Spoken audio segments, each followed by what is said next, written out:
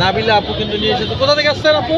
আমরা হলো আপনার 1 নম্বর। মিরপুর 1 থেকে নিয়ে আসছেন। আগে কি অনলাইনে বিক্রি করতেন? হ্যাঁ, আমাদের পেজ আছে। এই যে আর আমাদের যে কার্ড আছে। এই যে কার্ড আছে, ওনাদের কার্ডে যে দেখায় দেখিয়ে দিচ্ছে। এদিকে দেখেন। এই হলো অবস্থা। তো তাদেরকে আমরা দেখাচ্ছি, আপনারা দেখতে পাচ্ছেন। আমরা তো টেস্ট করার জন্য আসছি। আজকে প্রথম।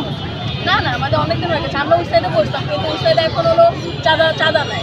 আচ্ছা, চাঁদা না শুরু করছে, তো আমরা ওই জন্য এখানে বসছি। কত টাকা চাঁদা চায় 300 প্রতিদিন? মানে ওখানে কেক বিক্রি করলে 300 টাকা করে দিতে হবে। না, চেক থেকে না, 90% মানুষ শুধু চাঁদা দিচ্ছে। তারপরে কেউ বলতেছে না। নিচ্ছে কারা? সামনে আশেপাশে যারা বসতেছে ওরা, ও নিচ্ছে কারা? নিচ্ছে পিছের মানুষরা। এখন আমরা সব বলে দিলে হয়তো বা আমাদের ক্ষতি করার চেষ্টা করতে পারে। ও আচ্ছা, এই অবস্থা তাহলে চলতেছে এখানে। চাঁদাবাজি চলে। তো দেখেন, এখানে স্বাধীন বাংলাদেশে এখনো নাকি চাঁদাবাজি চলে। তো আসলে এগুলো কারা ঠেকাবে? আজকে কয়টা এখানে দায়িত্ব হ্যাঁ, আছে। সেটাই। অনেকে ভয়ে মুখ খুলতেছে না, এরকম কিছু, তাই তো?